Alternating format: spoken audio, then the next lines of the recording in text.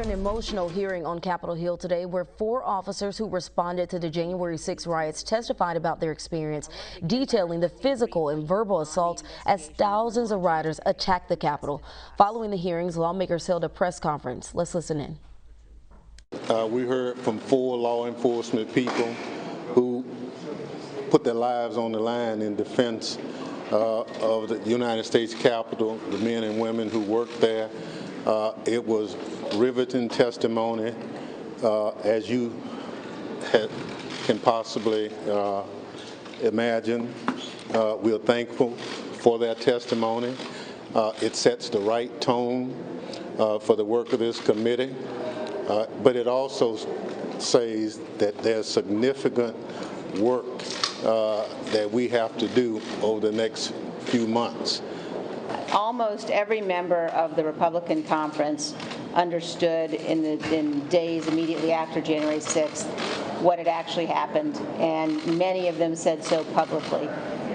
And the fact that so many members of our leadership and others, the fact that they've gone from recognizing what happened on the 6th to protesting in front of the Justice Department on behalf of those who were part of the insurrection is something that I can't explain. I think it's a disgrace. During the hearing, the Department of Justice announced another arrest stemming from the Capitol riots. Authorities arrested 35-year-old Samuel Lazar on federal charges. He's accused of spraying chemical irritants on the officers. He is set to make his first court appearance next week. And back with me now, as you can see, to continue the conversation on the testimony we heard just hours ago is Democratic strategist Terron Sims, political commentator Atiba Madyun, and Republican political consultant Fairalee Carrier. Thank you all for sticking with us so we can continue this conversation. So we saw Republican Adam Kinzinger get choked up as he asked the officers about what happened that day. He asked those questions. What does that say about how people will view the bipartisan efforts of the committee? And Fairalee, we'll start with you. Thank you. I would say that it is a good start to the Republican Party letting go of this notion that Donald Trump runs our party. The acknowledgement of the behavior at the Capitol is criminal, it was a riot. This is not 1994, 95 R. Kelly. Like, the president can't say it wasn't him. We all saw it. You don't have to be a legal scholar to know that that's someone encouraging people to go to a place and to do certain things. So I know that he was upset because I was upset as well, because that was my president who I voted for. And before my eyes, my president, and I love my country, he was trying to attack my country is how I viewed it. And I know a lot of other Republicans felt the same way. And I want to thank Liz Cheney for having the guts to, at the risk of her committee appointments, stand up for what's right and tell the truth. And to this day, she's demanding that all records that were in the White House on January 6th be released, so that we can find out the extent to which the president at the time might have been liable for inciting this riot. And Fairalee, a quick question, follow-up to that I got to ask you. Do you feel like after what happened that day, do you feel like you shouldn't have voted for Trump? No, I don't take back my vote. I mean, you cannot, it's not something that we can do. It's not even a consideration I thought of. I voted for Donald Trump at the time. I was confident in my vote at the time, and I don't regret voting for him at the time. But I would not support him as a political candidate ever again, because he's clearly shown that he's a criminal. And the counter argument to that is people will say, well, was that the straw? Was that it that finally did it for you, Fairalee?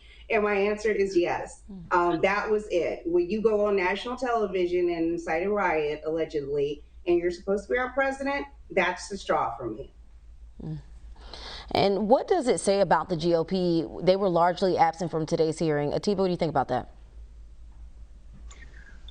I'm gonna take a deep breath first, and because the straw that broke the camel's back. There were a lot of people that were warning about this when Trump was elected in 2017.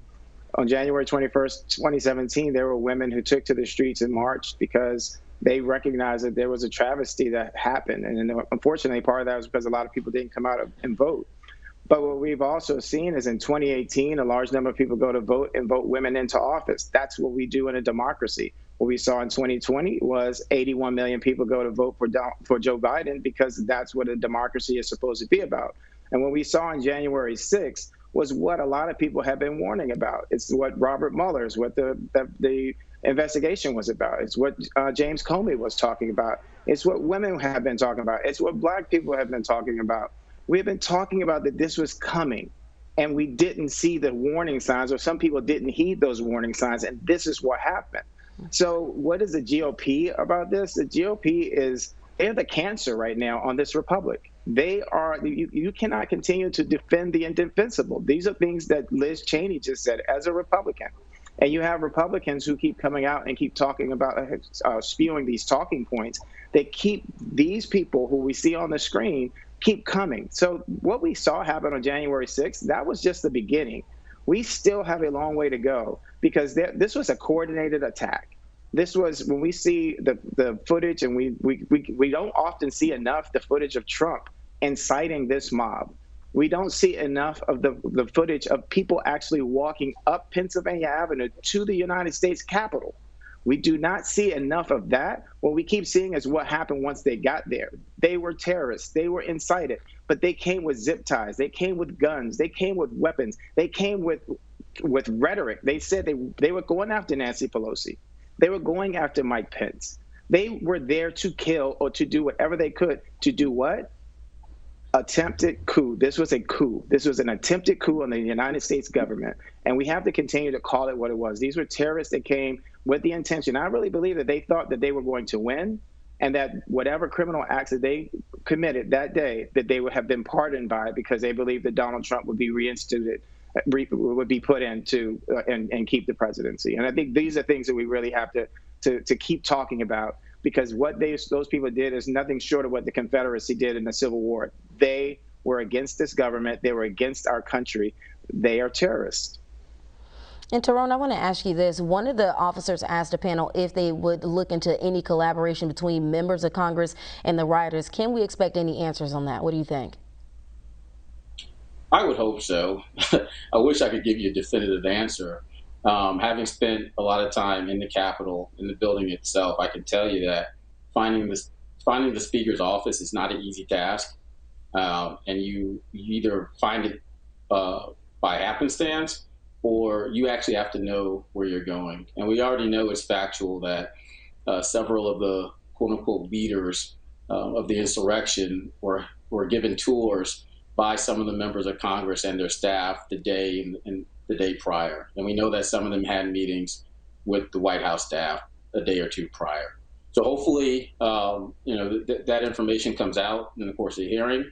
Hopefully they will have some of the individuals who either are currently incarcerated or have already been charged and convicted. Hopefully they'll be speaking and giving testimony as well, because as we know, a lot of them are admitting to the fact that Donald Trump is the reason and inspiration for them being there. I'd also like to address another point too, in that the media shows great footage of the actual insurrection, but having been there and being on the periphery, I will tell you that the sense I got with the Klan rally, it wasn't just the quote-unquote crazies there. It was aunties, it was grandmas, it was grandfathers, it was young families pushing baby strollers, it was toddlers, it was elementary school kids, high school kids. This was a legitimate family affair. Union Station looked like a MAGA way station. All the buses that were there were carrying MAGA supporters. Everyone coming in on the Amtrak trains were MAGA supporters. There was me, maybe 5 other people who had nothing to do with that rally, including a homeless man who was yelling at all the MAGA people who were at Union Station. Everyone else there were MAGA people. Like, people have no idea, to the point that our brother made earlier. If they would have gotten a hold of either the Speaker or Pence, those old pictures that we see of lynchings where it looks like a family fair and people are taking pictures and they're having picnics underneath those bodies, that's what would have occurred. That's the reality. And Fairalee, I want to ask you this before we let you go. Quick question. A lot of Republicans obviously did not want this committee to happen over in the Senate. Do you think that today, after what we watched play out, that now they're second guessing that? I would hope that they are. I mean, they've had several months to see the clips and the footage and read about what happened on the Hill that day. I mean, this cannot stand. If we don't have a government that can address being attacked in its own house, then what kind of country are we? If you're Republicans, our platform is rule of law. If you do not believe in following the rule of law, then you're going to have a hard time being a Republican. So these terrorists on January 6th, the radical right faction of the Republican Party, they don't believe in rule of law, clearly. So these are not persons who are even on my radar as to be seriously considered for legal political activities, because they don't care about the laws that we have. So I would hope that the senators recognize that they need to be leaders. We need leadership in the Republican Party. Do not be afraid. Donald Trump is not the president anymore. Just because he can threaten you in a primary doesn't mean that you cannot do the right thing today as a sitting senator. Please engage in these hearings, show the country that we can unify across the aisle and look at the truth. It's on TV. It's right in front of our eyes, and our eyes did not deceive us that day on what happened. And there's not enough footage about all the people that were leaving the rally who had come there under false pretenses with misinformation. There's not enough footage about those MAGA supporters that left after it became violent because, like the brother said, they were there with their families and their children. So when the violence that we keep seeing on television occurred, a lot of those people were already gone. The regular people who didn't know what was happening. And let's just also remember, though, can I just say this? Let's also remember that people took their children in strollers to watch lynchings. So regardless of whether or not they knew what they were coming to, they were there and they stayed long enough to be a part of it. So that the argument that they were just there and they were innocent, none of those people there were innocent, in my opinion.